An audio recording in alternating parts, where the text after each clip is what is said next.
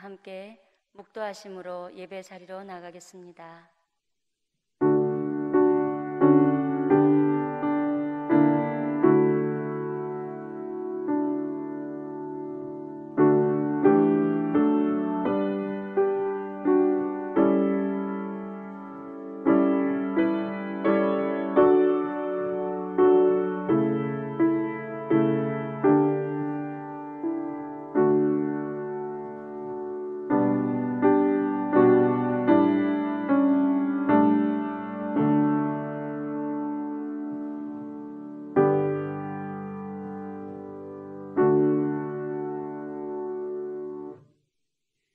하나님의 도는 완전하고 여호와의 말씀은 순수하니 그는 자기에게 비하는 모든 자의 방패시로다.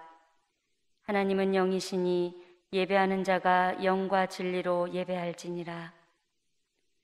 우리의 소망이 되시며 방패가 되어주시는 아버지 하나님, 모든 상황 가운데서도 우리의 산성이 되어주시고 피난처가 되어주시는 은혜를 감사드립니다. 오늘도 우리에게 예배를 드릴 수 있는 믿음을 주셔서 비록 사회적 거리두기로 인하여 교회에서 예배를 드리지 못하지만 각 처소에서 예배를 드릴 수 있도록 인도해 주신 은혜를 감사드립니다. 그발 강가에서 하나님의 이름을 부르며 눈물을 흘렸던 이스라엘 백성들의 기도를 들으신 하나님께서 오늘 간절히 주님을 찾는 백성들의 신음소리에 응답하여 주시고 예배를 통하여 참 소망과 참 평안을 얻는 은혜를 베풀어 주시옵소서. 이 시간 빛으로 오신 주님의 얼굴을 저희에게 비추어 주셔서 주님만을 모시고 살아가는 우리의 심령에 기쁨이 충만하게 하옵소서. 예수님의 이름으로 기원하옵나이다. 아멘. 나는 전능하신 아버지 하나님 천지의 창조주를 믿습니다. 나는 그의 유일하신 아들 우리 주 예수 그리스도를 믿습니다. 그는 성령으로 잉태되어 동정녀 마리아에게서 나시고 본디오 빌라도에게 고난을 받아 십자가에 못 박혀 죽으시고 장사된 지 사흘 만에 죽은 자 가운데서 다시 살아나셨으며 하늘에 오르시어 전능하신 아버지 하나님 우편에 앉아 계시다가 거기로부터 살아있는 자와 죽은 자를 심판하러 오십니다. 나는 성령을 믿으며 거룩한 공교회와 성도의 교제와 죄를 용서받는 것과 몸의 부활과 영생을 믿습니다. 아멘. 다 함께 찬송가 380장 찬양 드리시겠습니다.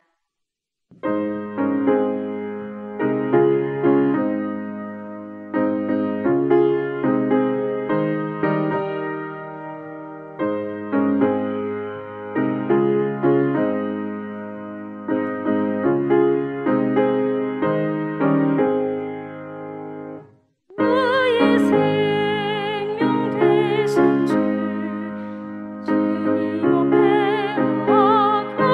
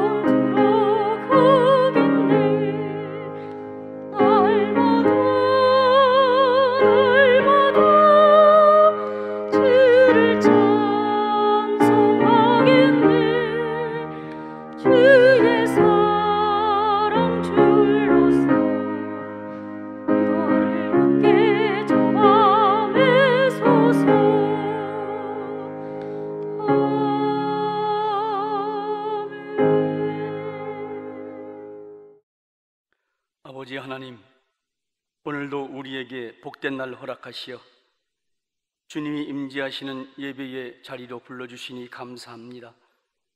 다만 성전에 모여 성도들과 함께하지는 못하지만 우리의 환경과 우리의 마음 주님이 아시오니 이 시간 영상을 통하여 드리는 이 예배에 대면 예배와 같이 동일한 은혜, 동일한 감동이 있는 복된 시간으로 인도하여 주시옵소서.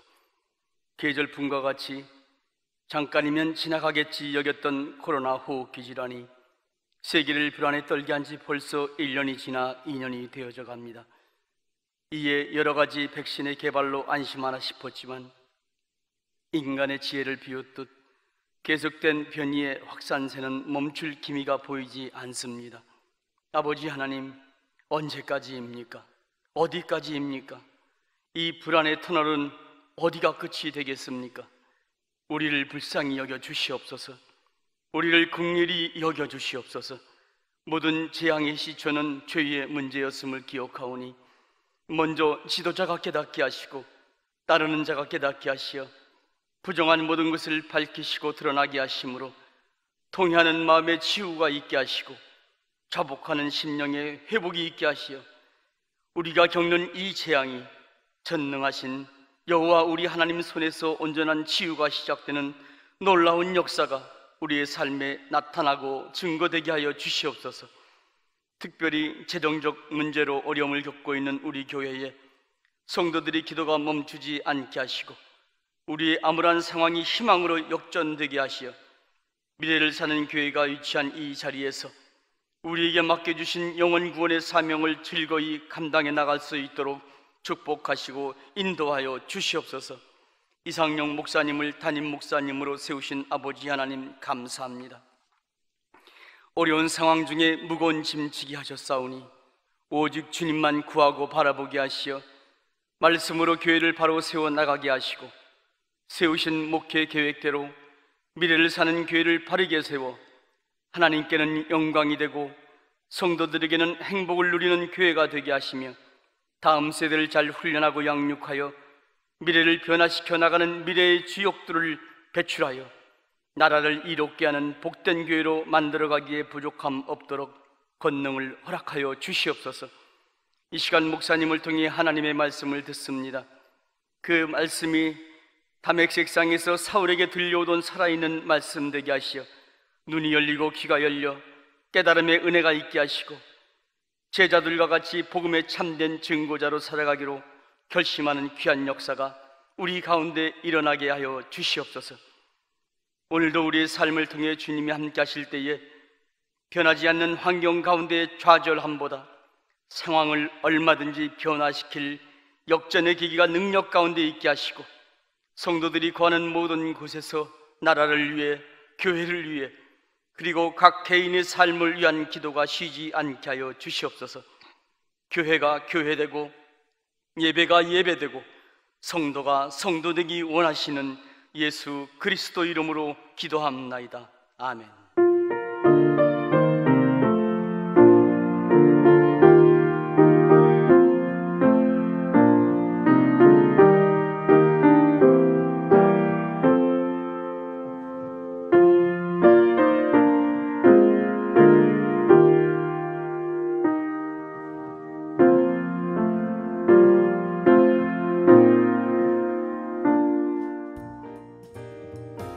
2021년 7월 25일 미래를 사는 교회 교회 소식입니다. 사회적 거리두기 4단계 격상으로 인해 모든 예배가 비대면으로 전환됩니다. 예배는 유튜브로 들으시면 좋겠습니다. 가정예배 순서지가 2층 본당 로비에 있습니다. 박시현 전도사가 오늘 사임합니다. 방송실에서 함께 봉사하실 분을 찾습니다. 찬양단을 모집합니다. 중보기도 대원을 모집합니다. 한배병 장로 김경란 권사의 차남 한결군과 이민주 청년의 결혼 예식이 31일 토요일 오후 4시에 더 채플 옛 노년 6층 라포레홀에서 담임 목사님의 주례로 있습니다.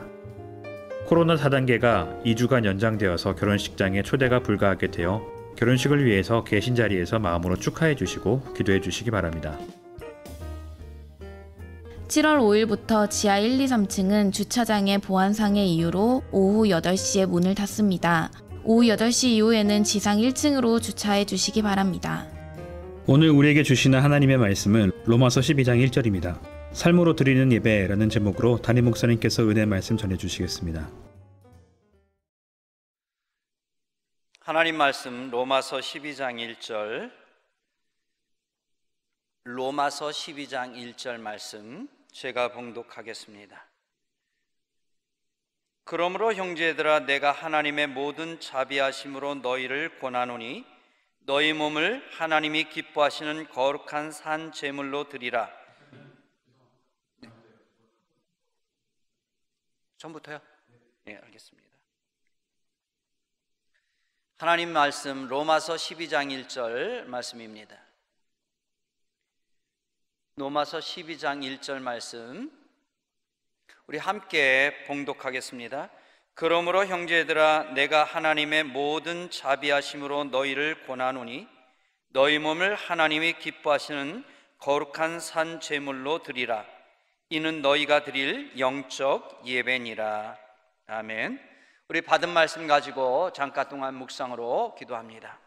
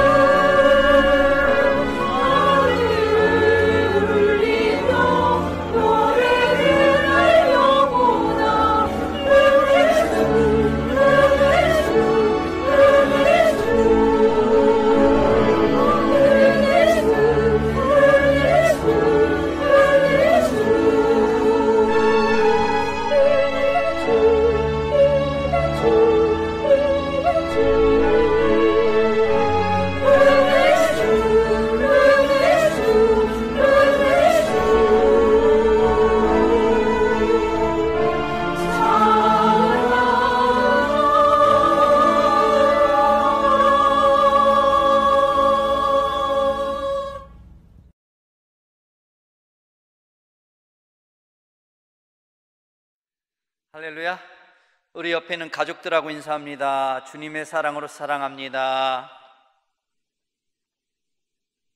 함께 예배드리게 되어서 영광입니다. 할렐루야. 우리 썬데이 크리스찬이라는 말이 있잖아요. 뭐 굳이 한국말로 번역을 하면 일요일에만 교인, 뭐 이 정도 되겠지요. 분명 일요일에는 교회에 나와서 예배드리는 교인이 맞습니다. 그런데 평일에는 전혀 믿지 않는 사람들처럼 살아가는 경우에 쓰는 말입니다. 물론 주일이라도 교회에 나와서 교인으로 살아가니까 뭐 그렇지 않은 것보다는 낫겠지요. 하지만 우리 하나님께서는 저희들이 주일에만 아니라 평일에도 하나님의 자녀로서 교인으로서 살아가기를 원하십니다. 자, 그리고 이건 예배에 있어서도 마찬가지입니다. 하나님은 우리가 주일날 교회당에서만 예배 드리는 것이 아니라 평일에도 삶의 모든 장소에서 예배자로 살기를 원하십니다. 문제는 적지 않은 성도들이 예배에 대해서 오해를 한다는 거죠. 예배 그러면 주일날 정해진 시간에 정해진 장소에서 예배 드리는 것이라고 오해를 합니다. 정해진 시간이라고 하면 대부분은 주일 낮을 떠올릴 것입니다. 정해진 장소 그러면 어디가 떠올라요? 교회당을 떠올리게 될 것입니다. 자, 그런데요, 성경에서는 이것이 옳은 생각이 아니라고 지적을 합니다.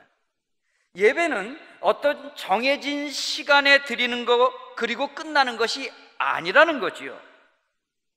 사실 예배란 우리 삶의 모든 순간을 통해서 드려져야 합니다. 일주일 내내 7일 내내 하나님을 예배하는 삶을 살아야 한다는 말이지요. 이건 장소에 있어서도 마찬가지입니다. 우리는 어떠한 장소에 있든지 예배 드리는 삶을 살아야 될 줄로 믿습니다. 그게 직장이든 자동차 안이든 동일합니다. 이것이 오늘 본문에서 읽었었던 영적 예배, 삶으로 드리는 예배입니다. 그러니까 주보에 있는 그 순서만 예배에 해당하는 것은 아닙니다.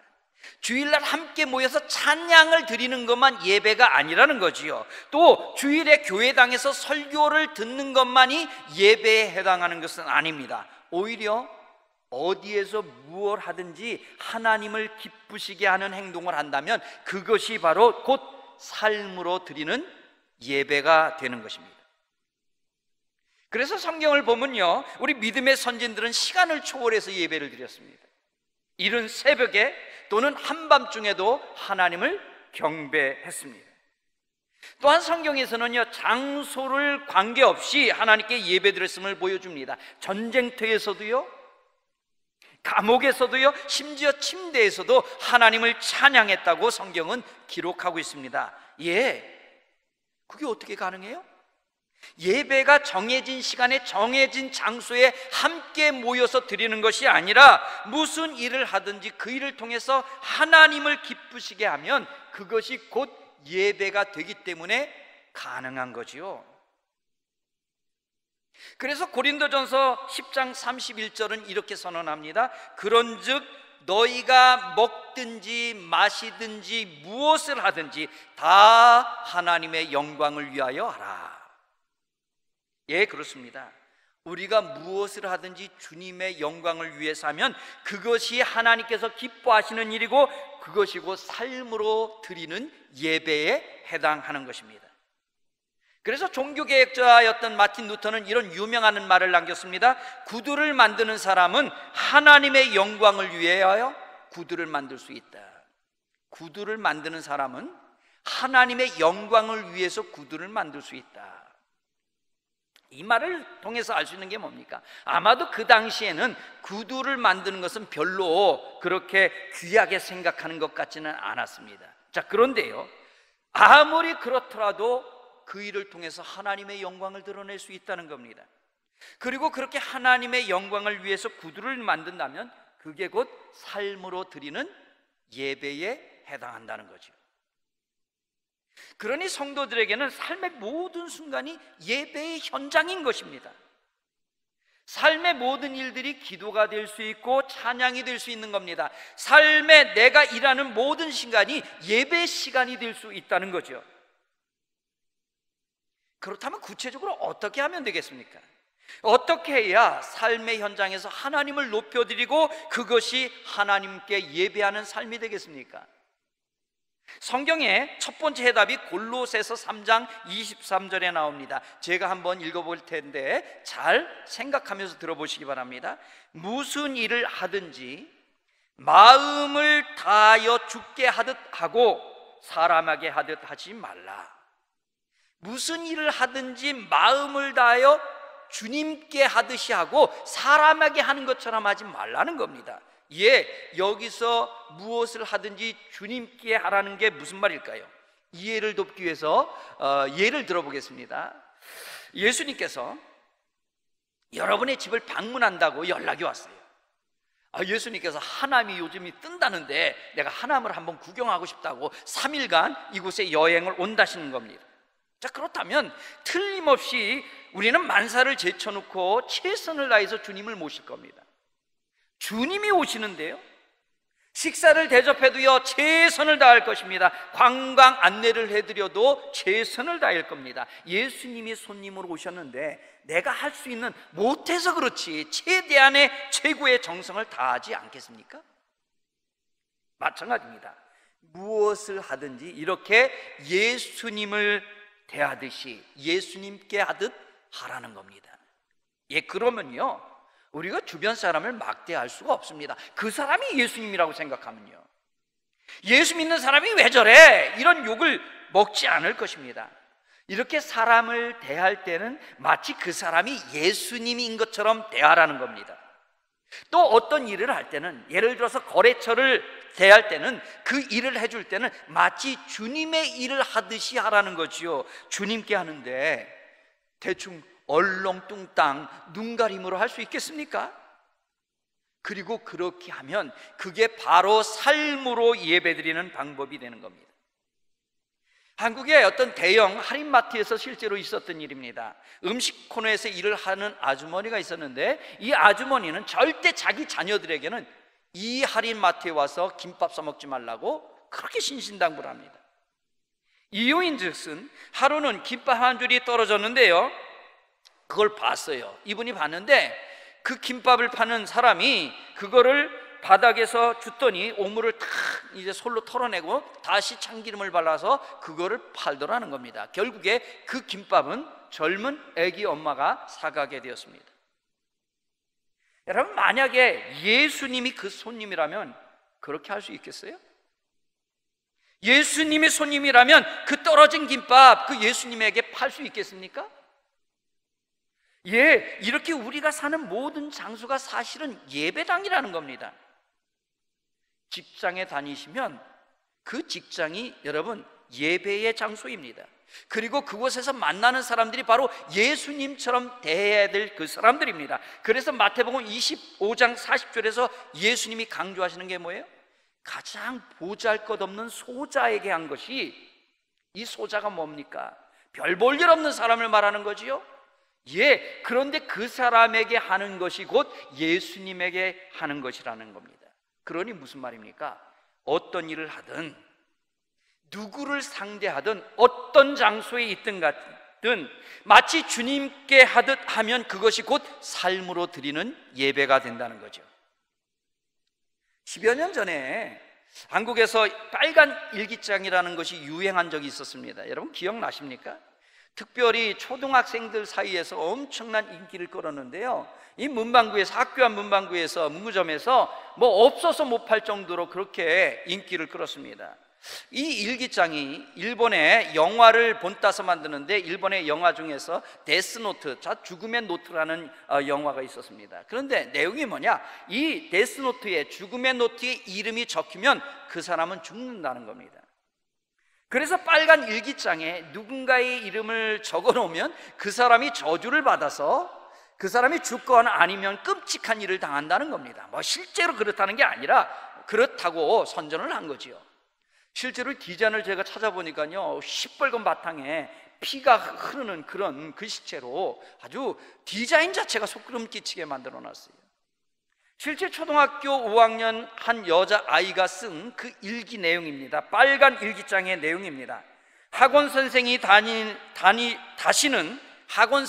다시는 나에게 초등학생은 개념 없다는 말을 하지 못하도록 교통사고 나서 죽어라, 죽어라, 죽어라, 죽어라, 죽어라, 죽어라, 죽어라, 죽어라, 죽어라.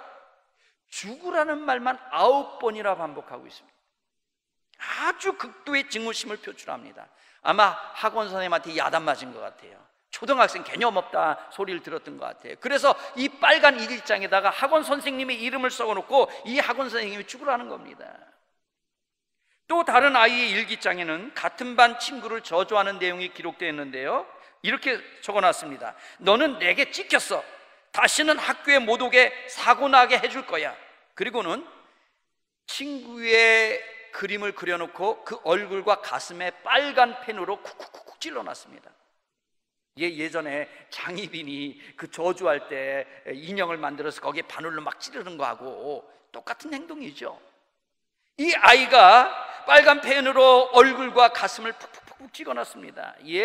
철없는 아이들이야 어른의 상술에 넘어가서 그렇다 치고요, 도대체 그런 일기장을 처음 만든 이 업체의 사장은 무슨 생각이었을까요?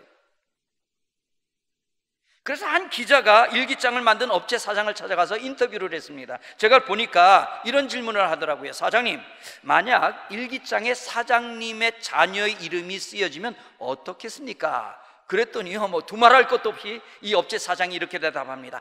그야 뭐 당연히 안 좋겠지요. 그러면서도 이 업체 사장은 이게 재미로 만들 거기 때문에 계속 만들겠다는 겁니다. 특별히 잘 팔리는 한은 계속해서 만들겠다고 합니다. 저는요, 이 업체 사장이 정말로 크리스찬이 아니었기를 정말로 소망합니다. 만약에 삶의 모든 순간에 하나님을 기쁘시게 하는 것이 예배라는 것을 알았다면 결코 돈이 된다고 그렇게는 못할 겁니다. 그 일기장을 사는 어린 아이가 곧 주님이라고 생각한다면 어떻게 애들의 영혼을 파괴하면서까지 돈 벌 생각을 할 수 있겠습니까? 분명합니다. 삶의 모든 순간에 예수님께 하듯 하는 것이 곧 예배입니다. 그래서 일도 예배가 될 수 있는 겁니다. 이제 삶으로 드리는 예배 두 번째 방법을 설명드리겠습니다. 첫 번째 방법은 무엇을 하든 주님께 하듯 하는 것이 삶으로 예배 드리는 첫 번째 방법이었습니다. 두 번째 방법은요, 어떤 일을 할 때 하나님과 대화하면서 그 일을 하라는 겁니다. 그러면 그것이 곧 예배가 됩니다. 예를 들어서 설명을 해보겠습니다. 여러분, 이제 막 사랑에 빠지기 시작한, 시간이 좀 지나면 안 그렇겠지만 사랑에 빠진 연인이 있다고 생각해 보세요. 아마 안지나 서나 연인 생각 아니겠습니까? 혼자 가만히 있다가도 상대방이 생각이 나서 얼굴에 미소가 떠오릅니다. 자꾸 보고 싶습니다. 가슴이 설렙니다. 그렇죠. 지금까지 만나고 집에 들어갔어도 또 보고 싶어가지고 전화를 밤새도록 붙들고 있고 메시지를 주고받고, 그게 연인들의 모습 아니겠습니까? 비록 떨어져 있어도 마음만은 지금 하나가 된 겁니다. 그러니 무슨 말입니까? 이것처럼 우리도 수시로 예수님과 대화하는 삶을 살아라는 거죠. 운전을 하면서도, 직장에서도, 일을 하면서도, 무엇을 하든지 마음속으로 예수님하고 대화하며 예수님을 생각하면서 살면 그것이 곧 삶으로 드리는 예배가 될 수 있다는 겁니다. 실제로요, 이런 삶을 살았던 대표적인 분이 로렌스 형제라는 분입니다. 이분은 17세기 프랑스 수도원의 조리사였습니다. 식당 일을 하는 사람이었어요. 바쁜 식당 일을 그 수도원의 뒤치다거리를 다 하다 보니까 정작 기도하고 묵상할 시간이 없는 거예요. 그래서 수도원에 들어와 있는데도 점점 영적으로는 갈급해지는 겁니다. 그래서 결국에 주방 일을 하면서도 하나님과 대화할 수 있는 방법을 찾기를 시작합니다. 그러면서 주방 일을 하면서 하나님과 기도하는 시간을 갖습니다. 물론 처음에는 익숙하지 않죠. 일을 하다 보니까 중간중간에 기도가 자꾸 멈추게 됩니다. 방해되는 일도 있습니다. 그런데요, 시간이 지나면서 점점 익숙해지기 시작합니다. 마침내는 식당 일하면서, 허드렛 일을 하면서 삶으로 드리는 예배가 된 것입니다. 예, 그렇습니다.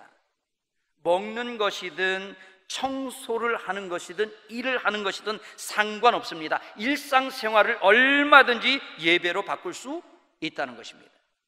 책에서 소개하는 이 로렌스 형제가 했던 방법은 결코 특별한 것이 아닙니다. 그저 설거지하는 동안, 음식 준비를 하는 동안 계속해서 머릿속으로, 마음으로 주님을 생각하는 겁니다.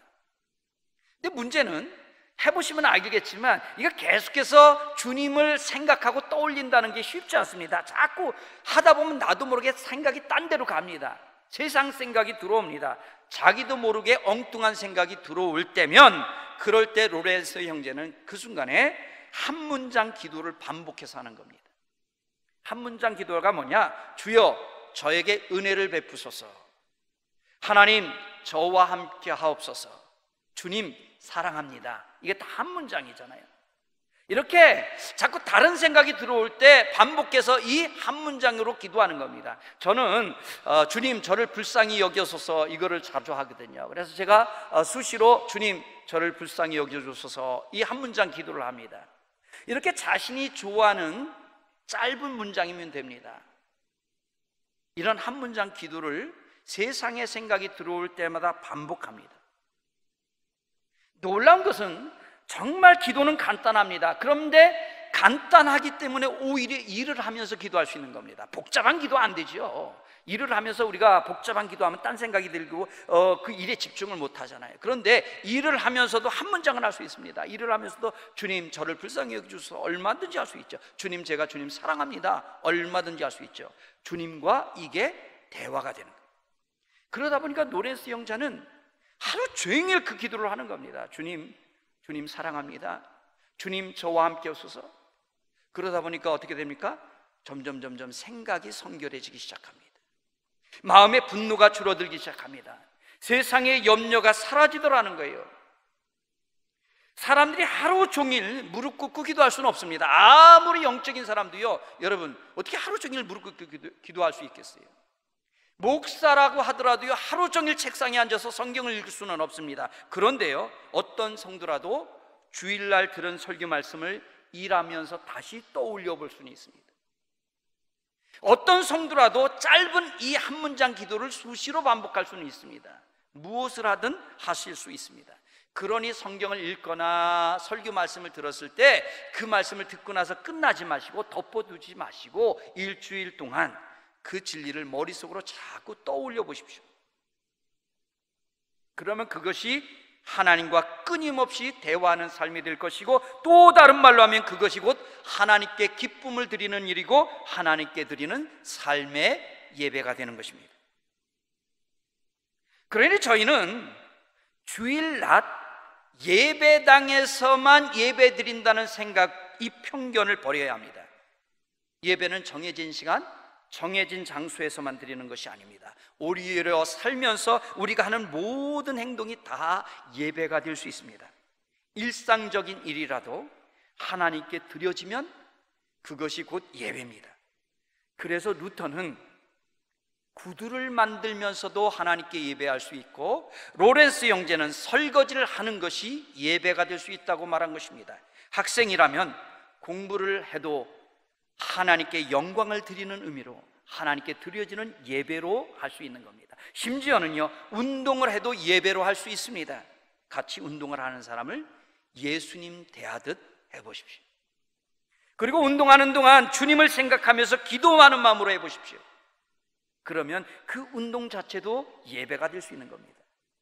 물론 운동하면서 기도하라 그러니까 이런 식으로 기도하면 안 됩니다. 오 주여, 오늘 내기는 엄청 큽니다. 그러니 꼭 오늘은 이기게 해주세요. 이런 기도를 하라는 것이 아닙니다. 기도의 내용을 이렇게 한번 바꿔보십시오. 하나님, 이 운동을 통해서도 하나님의 영광이 드러나게 하옵소서. 하나님, 이 운동을 통해 믿지 않는 사람에게 하나님을 전할 수 있는 기회가 되게 하여 주옵소서. 여러분, 이렇게 기도하면 됩니다. 운동도 하고 하나님을 기쁘시게도 하는 겁니다. 그렇게 하면 그것은 단순한 운동이 아니라 선교회가 되는 거지요. 우리 교회들마다 선교회가 있잖아요. 무슨 선교회 이렇게 말합니다. 예, 등산 선교회, 축구 선교회, 골프 선교회, 뭐 탁구 선교회, 예, 이런 선교회의 이름을 붙입니다. 그런데요, 이름을 선교회라고 했다고 그것이 저절로 선교회가 되는 것은 아닙니다.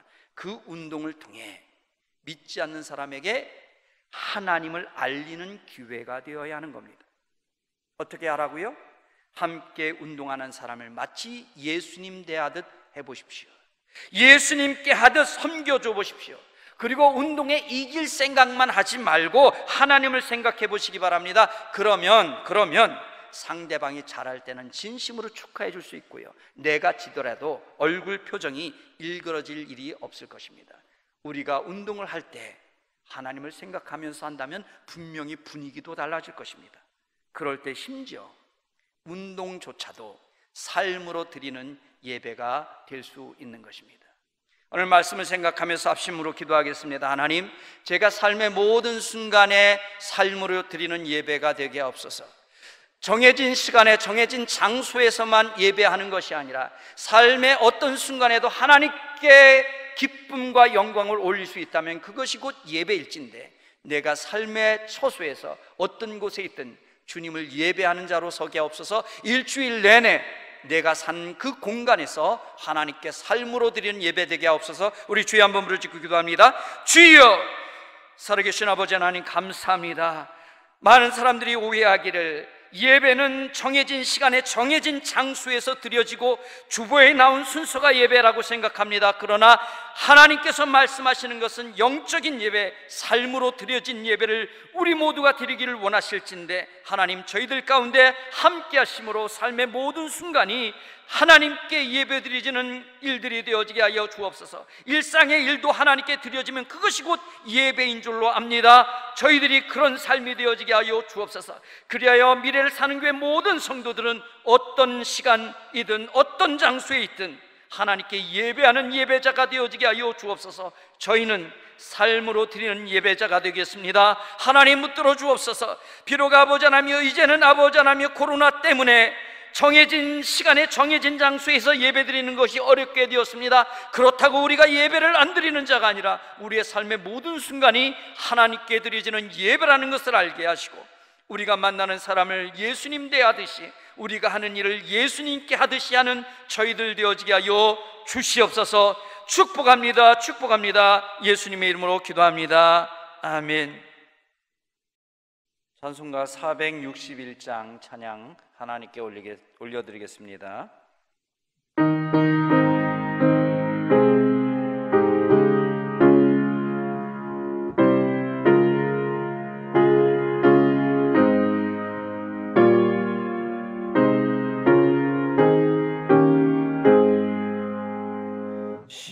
십자가를 질 수 있나 주가 물어보실 때 죽기까지 따르오리. 성도 대답하였다.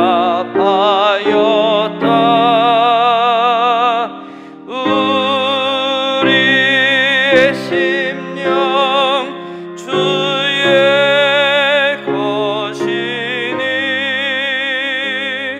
주님의 형상 만드소서. 주 인도 따라 살아갈 동안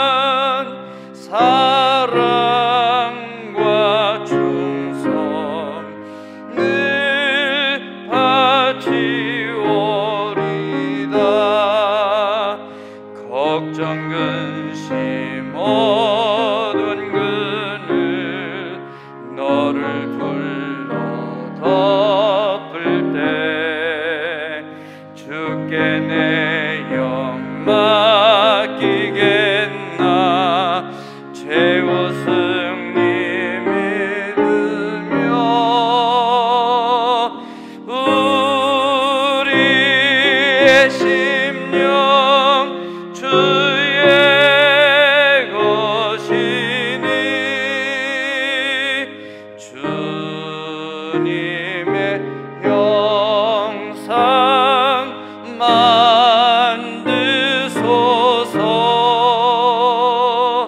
저 인도 따라 살아갈 동안 사랑과 충성 늘 바치오리라. 이런 일 다 할 수 있나 주가 물어보실 때 용감한 자 바울처럼 선뜻 대답하리라.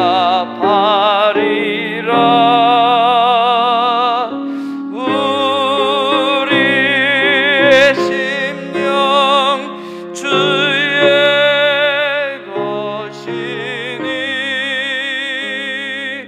주님의 형상 만드소서. 주 인도 따라 살아갈 동안 사랑과 충성 늘 바치오리다.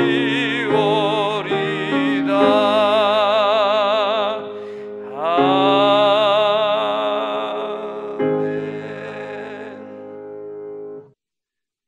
하나님께 드려진 헌금 기도하겠습니다. 살아계신 아버지 하나님, 주의 백성들이 주님의 전에 나와 또 아버지 각 처소에서 예배드리며 귀한 헌금을 주님께 올려드립니다. 이곳에는 저희들의 마음과 저희들의 사랑과 저희들의 정성이 담겼습니다. 하나님 기뻐 받아주시고 헌금이 쓰여지는 곳마다 예수님의 사랑이 전해져 그곳에 예수님 믿고 구원받는 일들이 일어나게 하여 주시옵소서.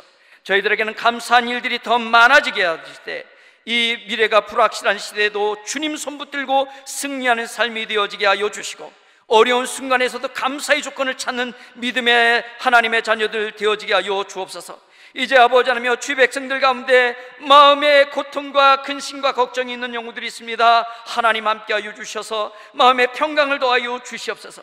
육체의 질병 있는 자들이 있습니다. 능력의 손으로 치유하여 주시고 회복되어지는 역사가 있게 하여 주시고 기도의 제목들이 있습니다. 하나님 응답하여 주셔서 지금도 살아계신 하나님, 응답하시는 하나님 경험하도록 인도하여 주시고 이것이 저희들의 믿음이요 간증되어지게 하여 주시옵소서. 축복합니다. 축복합니다. 이제도 한 주일 동안 아버지 하나님 삶으로 예배드리는 주의 백성들 되게 하여 주시옵소서. 감사하며 예수님의 이름으로 기도합니다. 아멘. 이제 우리 교회 소식 전해드렸는데 몇 가지만 더 말씀을 드립니다. 우리 사회적 거리두기가 4단계인데 2주간 더 연장이 돼서 8월 8일까지 모든 예배가 비대면으로 진행되어집니다. 기도하실 때 우리 코로나가 안정돼서 예배 대면 예배가 진행되어질 수 있도록 기도해 주시고요. 특별히 비대면 예배 되어지는 동안 우리 유튜브로 모든 예배가 영상으로 송출됩니다. 유튜브를 통해서 예배 드리기를 바랍니다. 비대면 중에서도 주일 오후에 가정 예배 드리신 분들, 또 뭐 주중에 가정 예배 드리셔도 되겠죠. 필요하신 분들은 교회에 본당 2층에 준비되어 있고요. 혹시 나오시기 어려운데 필요하시면 교구장 목사님에게 연락하시면 아마 메시지나 이런 방법으로 보내드릴 수 있을 겁니다. 예, 모집합니다. 찬양단 주일 예배 2, 3부 찬양단 모집하고요. 금요일 찬양단은 싱어는 이제 됐고요. 악기팀 계속해서 모집합니다. 중보기도 대원 모집합니다. 강신호 목사님에게 문의하시면 되겠습니다. 교회 지하 1, 2, 3층 주차장은 보안상의 문제로 오후 8시에 문을 닫습니다. 수요일, 금요일은 제외되고요. 나머지 시간에는 여러분들이 지상 1층으로 차를 옮겨 주셔야 되겠습니다. 다른 광고 없으시죠? 우리 오늘도 교회표 오른손을 가정이지만 오른손을 들고 한번 같이 하겠습니다. 교회를 교회되게, 예배를 예배되게, 성도를 성도되게, 교회를 교회되게, 예배를 예배되게, 성도를 성도되게. 아멘. 우리가 교회를 교회되게 하시고 예배를 예배되게, 성도를 성도되게 하는 귀한 일꾼으로 사용되어지기를 축복합니다. 이제 하나님께서 함께 계시니 평안한 마음으로 세상을 향해 나아가십시오. 악으로 악을 갚지 말고 모든 사람을 향해 용서의 삶을 사십시오. 환난과 고난 중에는 믿음으로 끝까지 포기하지 마십시오. 지금은 우리 주 예수 그리스도의 은혜와 하나님의 그 크신 사랑과 성령님의 교통하심이 이제 삶에서 하나님 앞에 예배자로 서기로 다짐하는 주의 백성들 가운데 지금부터 영원토록 함께 하시기를 간절히 축원하옵나이다. 아멘.